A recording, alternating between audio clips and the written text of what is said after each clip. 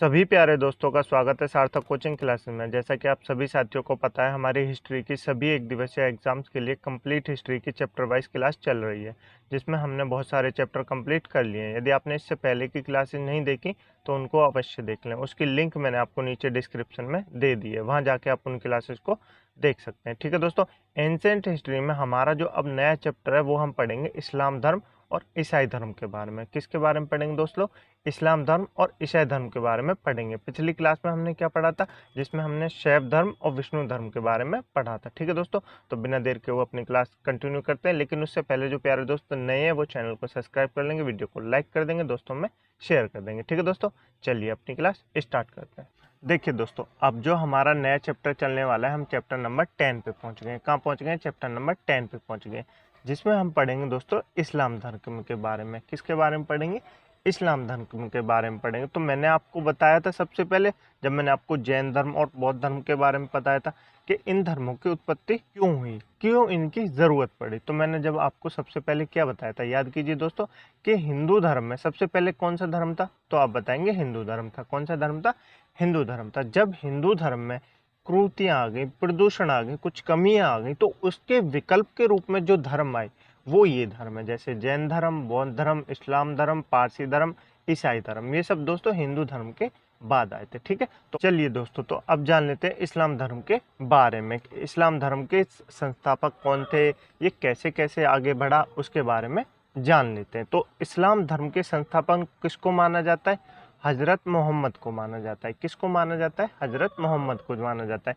कि इस्लाम धर्म के संस्थापक कौन है? तो आप बताएंगे हजरत मोहम्मद है। कौन है? हजरत मोहम्मद है। नेक्स्ट आपसे पूछेगा हजरत मोहम्मद का जन्म कब हुआ, तो आपको बताना है 570 ईसा में हुआ। कब हुआ? 570 ईसा में हजरत मोहम्मद का जन्म हुआ। कहाँ पर हुआ? मक्का में हुआ। कहाँ पर हुआ? मक्का में हुआ। ठीक है दोस्तों, हजरत मोहम्मद के पिता का नाम क्या था? तो आप बताएंगे अब्दुल्ला था। क्या था? अब्दुल्ला था। और माता का नाम क्या था? तो आप बताएंगे अमीना था। क्या था? अमीना था। ठीक है दोस्तों, हजरत मोहम्मद को 610 ईसा में मक्का के पास हीरा नामक गुफा थी, जिसमें ज्ञान की प्राप्ति हुई। ठीक है दोस्तों, कब ज्ञान की प्राप्ति हुई? तो 610 ईस्वी में मक्का के पास हीरा नामक गुफा में ज्ञान की प्राप्ति हुई। ठीक है दोस्तों, 24 सितंबर 622 ईस्वी को पैगंबर के मक्का से मदीना की यात्रा इस्लाम जगत में मुस्लिम संवत, जिसको हिजरी संवत के नाम से जाने जाना लगा। जब दोस्तों 24 सितंबर 622 को पैगंबर यानी हजरत मोहम्मद जो है मक्का से मदीना के लिए यात्रा की उन्होंने, तो वो क्या जाने लगी? हिजरी संवत के नाम से जाने लगी। ठीक है दोस्तों, हजरत मोहम्मद की शादी 25 वर्ष की उम्र में किससे हो गई? खदीजा से हो गई। किसके हो गई? खदीजा नामक विधवा स्त्री के साथ हो गई। ठीक है दोस्तों, जिससे इनको एक पुत्री की प्राप्ति हुई, जिसका नाम क्या था? फातिमा था। क्या था? फातिमा था। फातिमा की शादी किससे हुई? तो आप बताएंगे अली हुसैन से हुई। किससे हुई? अली हुसैन से हुई। तो अली हुसैन हजरत मोहम्मद के कौन हो गए? तो आप बताएंगे दामाद हो गए। कौन हो गए? दामाद हो गए। ठीक है, नेक्स्ट है देवदूत। देवदूत गैब्रियल ने पैगंबर मोहम्मद को कुरान अरबी भाषा में प्रदान किया। ऐसा कहा जाता है जब इनको हीरा नामक गुफा में ज्ञान की प्राप्ति हुई, तो वो देवदूत था गैब्रियल, उसने पैगंबर मोहम्मद को एक कुरान किताब दी, जिसको अरबी भाषा में प्रदान किया। ठीक है दोस्तों, कुरान इस्लाम धर्म का पवित्र ग्रंथ होता है। जैसे अपने हिंदू धर्म का कौन सा पवित्र ग्रंथ होता है? तो आप बताएंगे भगवद गीता है, रामायण है, ये सब क्या है? अपने हिंदू धर्म के पवित्र ग्रंथ है। जैसे अभी हम आगे ईसाई धर्म पढ़ेंगे, जिसमें बाइबल उनका प्रमुख ग्रंथ होगा। ठीक है दोस्तों, पवित्र ग्रंथ होगा। तो इस्लाम धर्म में कौन सा ग्रंथ पवित्र है? तो आप बताएंगे कुरान। कौन सा है? कुरान। ठीक है, पैगंबर मोहम्मद ने कुरान की शिक्षाओं का उपदेश दिया। जो दोस्तों गैब्रियल ने उनको जो कुरान दी थी, उसका उपदेश तो देंगे कौन? देंगे मोहम्मद। हजरत मोहम्मद ने उसका उपदेश दिया। तो इस स्लाइड से आपको क्या याद रखना मैं बताऊं? चलिए, आपको याद रखना है इस्लाम धर्म के संस्थापक कौन है? हजरत मोहम्मद। कौन है? हजरत मोहम्मद। इनका जन्म कब हुआ? 570 ईसा में हुआ। कहाँ पर हुआ? मक्का में हुआ। कहाँ पर हुआ? मक्का में हुआ। हजरत मोहम्मद के पिता का नाम क्या था? तो आप बताएंगे अब्दुल्ला था। क्या था? अब्दुल्ला था। इनकी माता का नाम क्या था? तो आप बताएंगे अमीना था। क्या था? अमीना था। इन्होंने दोस्तों 610 ईस्वी में मक्का के पास जो हीरा नामक गुफा थी, उसमें इनको ज्ञान की प्राप्ति हुई। ठीक है दोस्तों, 24 सितंबर 622 ईस्वी को पैगंबर, जब ये हजरत मोहम्मद है मक्का से मदीना के लिए पैदल इन्होंने यात्रा की, तब उसको क्या कहा जाने लगा? हिजरी संवत कहा जाने लगा। क्या कहा जाने लगा? हिजरी संवत कहा जाने लगा। हजरत मोहम्मद की शादी 25 वर्ष की उम्र में खदीजा नामक विधवा स्त्री के साथ हो गई, जिससे इनको एक पुत्री की प्राप्ति हुई जिसका नाम था फातिमा। क्या था? फातिमा, जिसकी शादी किससे हुई? अली हुसैन से हुई। तो अली हुसैन हजरत मोहम्मद के कौन हो जाएंगे? दामाद हो जाएंगे। कौन हो जाएंगे? दामाद हो जाएंगे। मैं ये इसलिए आपको नाम बता रहा हूँ क्योंकि ये आगे चल के आपको याद रखना है, ठीक है। और गैब्रियल नामक एक देवदूत ने पैगंबर मोहम्मद को क्या दी? कुरान, जो कि अरबी भाषा में प्रदान की थी, ठीक है दोस्तों। कुरान इस्लाम धर्म का सबसे पवित्र ग्रंथ है, ये भी आपको पता है, ठीक है।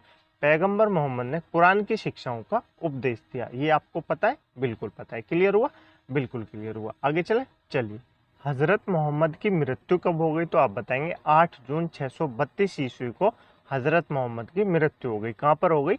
मदीना में हो गई। कहाँ पर हो गई? इनको मदीना में दफनाया गया। तो आपने सुना होगा दोस्तों, इस्लाम धर्म में मक्का मदीना की यात्रा की जाती है। क्या की जाती है?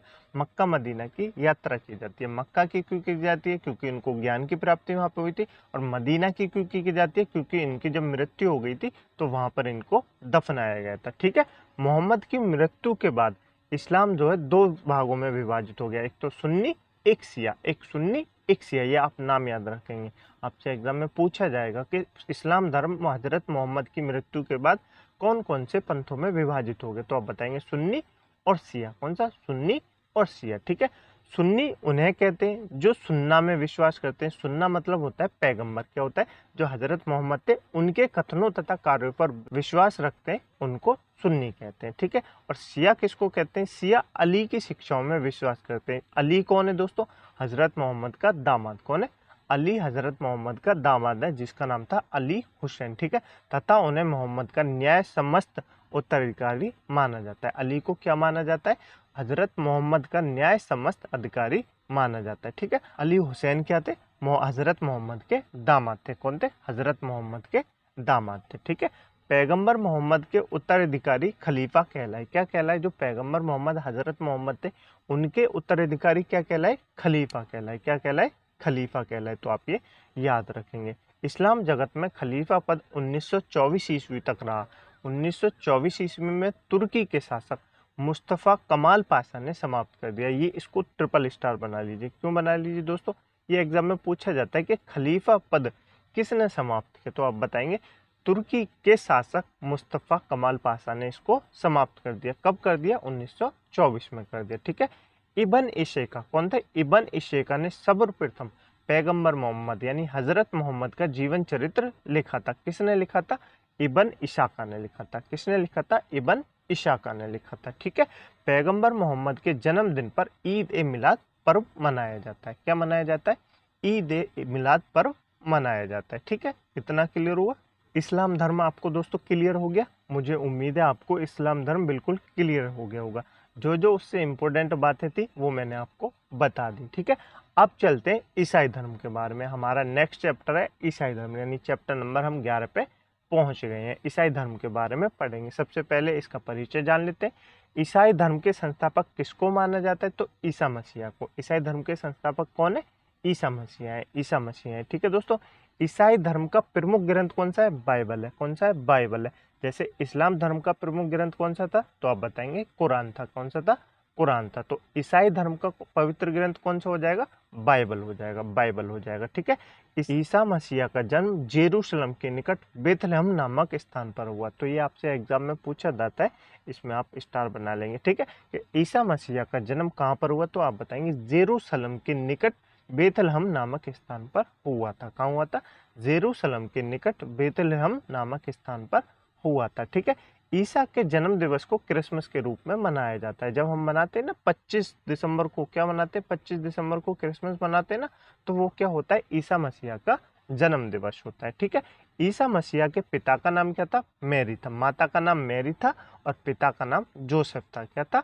माता का नाम मैरी था और पिता का नाम जोसेफ था, ठीक है। ईसा ने अपने जीवन के प्रथम 30 वर्ष एक बढ़ई के रूप में बेथलहम के निकट नाजरेथ में बिताए। देखो 30 वर्ष तक ईसा मसीह ने अपने जीवन को किस में बताया? बढ़ई के रूप में बेथलहम के निकट नाजरेथ में बिताया। मतलब बढ़ई का काम वो करते थे अपने 30 वर्षों तक, ठीक है। उसके बाद ईसा मसीह के प्रथम 2 शिष्य हुए। कौन कौन से हुए? एंड्रस और पीटर। कौन से हुए? एंड्रस और पीटर। इसको आप नोट करेंगे कि आपसे एग्जाम में पूछा जा सकता है कि ईसा मसीह के प्रथम जो 2 शिष्य हुए उनके नाम बताइए, तो आप बताएंगे एंड्रस और पीटर, एंड्रस और पीटर। ठीक है, चलिए आगे चले। चलिए, ईसा मसीह को सूली पर रोमन गवर्नर पोर्टियस ने चढ़ाया। किसने चढ़ाया? पोर्टियस ने चढ़ाया। इस पे भी आप स्टार बना लीजिए, क्योंकि एग्जाम में पूछा जाता है कि ईसा मसीह को सूली पर किस गवर्नर ने चढ़ाया, तो आप बताएंगे रोमन गवर्नर पोर्टियस ने चढ़ाया। किसने चढ़ाया? रोमन गवर्नर पोर्टियस ने चढ़ाया। ठीक है, ईसा मसीह को 33 ईस्वी में सूली पर चढ़ाया गया। देखियो, ईसा मसीह का जन्म कब हुआ? तो जब इनका जन्म हुआ वहां से हम क्या मानते हैं? अपनी हमने वो संमतें बांट रखी है। जैसे ईसा मसीह का जब जन्म हुआ तो ईस्वी हो गई, ठीक है, और ईसा मसीह का जब जन्म उससे पहले हुआ, मैंने आपको बता दिया, वो क्या हो गई? एडी हो गई। क्या होगी? एडी होगी, यानी ईसा मसीह से पहले। ठीक है दोस्तों, और बीसी क्या हो गई? ईसा मसीह के जन्म के बाद। ठीक है, तो 33 ईस्वी में मतलब ये कितने साल जिए? तो आप बताएंगे 33 साल जिए। 30 वर्ष तक इन्होंने बढ़ई के रूप में बिताए और 33 ईस्वी में सूली पर चढ़ा दिया गया। ठीक है, ईसाई धर्म का सबसे पवित्र चिन्ह कौन सा है? क्रॉस है। कौन सा है? क्रॉस है। ये जो आपको दिख रहा है, बिल्कुल दिख रहा है। क्रॉस क्यों है दोस्तों? क्योंकि इसी पर ईसा मसीह को सूलियों पर चढ़ा दिया गया। इनके हाथों में कीलें ठोकी गई, पैरों में कीलें ठोकी गई, सिर। ठीक है, तो बहुत सारी तकलीफें दी गई, इसलिए क्रॉस जो है इनका पवित्र चिन्ह है। ईसाई त्रित्व में विश्वास रखते हैं। किस में विश्वास रखते हैं? ईसाई त्रित्व में विश्वास रखते हैं। अब ये त्रित्व क्या होता है दोस्तों? ईसाई लोग मानते हैं कि ईश्वर जो है वो पिता है। ईश्वर जो है वो क्या है? वो पिता है। ईश्वर क्या है? ईश्वर पुत्र है। और ईश्वर क्या है? ईश्वर पवित्र आत्मा है। 3 चीजों में मानते हैं। एक तो ईश्वर को पिता मानते, एक ईश्वर को पुत्र मानते, और एक ईश्वर को पवित्र आत्मा मानते। ठीक है, आपको ईसाई धर्म क्लियर हुआ? बिल्कुल क्लियर हो गया होगा। एक नोट है, इसको भी पढ़ लेंगे। 12वीं शताब्दी से फ्रांस में आरंभिक भवनों की तुलना में अधिक ऊंचे व हल्के चर्चों के निर्माण प्रारंभ हुए। वास्तुकला की यह शैली गोथिक नाम से जानी जाती है। मैं आपको ये क्यों पढ़ा रहा हूँ अभी बताऊंगा। इस वास्तुकलात्मक शैली के सर्वोत्कृष्ट उदाहरण में एक पेरिस का नोट्रे-डेम चर्च है। मैं आपको इसलिए पढ़ा रहा हूँ दोस्तों कि जो चर्च बनाए जा रहे हैं उस वास्तुकला को नाम क्या होता है, उस शैली का नाम क्या होता है, तो आप बताएंगे गोथिक नाम होता है। क्या होता है? गोथिक नाम होता है। तो ये आपसे एग्जाम में पूछ सकता है कि जो चर्च में बनाई जाती है, प्रक्रिया होती है, उसको क्या कहते हैं? उसको गोथिक कला कहते हैं। क्या कहते हैं? गोथिक कला कहते हैं। अब आपको ईसाई धर्म बिल्कुल क्लियर हो गया होगा। जो जो इंपॉर्टेंट था मैंने आपको बता दिया। चले आगे। चलिए, एक छोटा सा और चैप्टर है, उसके बारे में भी पढ़ लेते हैं, जो कि पारसी धर्म से संबंधित है। कौन से धर्म से संबंधित है? पारसी धर्म से संबंधित है। ये हमारा नेक्स्ट चैप्टर है। तो छोटा सा ही चैप्टर है दोस्तों, बहुत जल्दी खत्म कर लेंगे, और मुझे उम्मीद है आपको ये सब समझ में आ रहे होंगे। यदि आपको समझ में आ रहे हैं तो वीडियो को लाइक कर दें, दोस्तों में शेयर कर दें, चैनल को सब्सक्राइब जरूर कर लें। ठीक है दोस्तों, आपको क्लास अच्छी लग रही होगी। देखिए, पारसी धर्म में सबसे पहले पारसी धर्म के संस्थापक कौन है? जरथुस्त्र हैं। कौन से? जरथुस्त्र हैं। ये कौन है? पारसी धर्म के संस्थापक है। ठीक है, इनको आप नाम याद रखेंगे। इनकी शिक्षाओं का संकलन जैन अवस्था में, ये भी आप याद रखेंगे, इसमें स्टार बना लेंगे। इनकी जो शिक्षाएं यानी जैन अवस्था नामक ग्रंथ में, जो कि पारसी धार्मिक ग्रंथ है। क्या है? पारसी धार्मिक ग्रंथ है। पारसियों का जो संकलन है ना शिक्षाओं, वो किसमें? जैन अवस्था में, जो कि इसके संस्थापक के द्वारा लिखा गया। जरथुस्त्र कौन है? जरथुस्त्र। ठीक है दोस्तों, इनकी मूल शिक्षा का सूत्र क्या है? सद्विचार, सद्वचन तथा सद्कार्य। क्या? सद्विचार, सद्वचन तथा सद्कार्य। ठीक है, इनके अनुयायियों क्या होते हैं? इनके अनुयायी एक ईश्वर जिसको अहुर को मानते हैं। ये जो इसके अनुयायी होते हैं ना पारसी धर्म के, वो एक ईश्वर को मानते हैं जिसको अहुर कहते हैं। क्या कहते हैं? अहुर कहते हैं। इस धर्म को अनुयायियों को अग्नि पूजक भी कहा जाता है। जो इस धर्म के मानते हैं उसके अनुयायियों को अग्नि पूजक भी कहा जाता है। क्यों कहा जाता है? क्योंकि ये पारसी धर्म के लोग जो है अग्नि की पूजा करते हैं। किसकी पूजा करते हैं?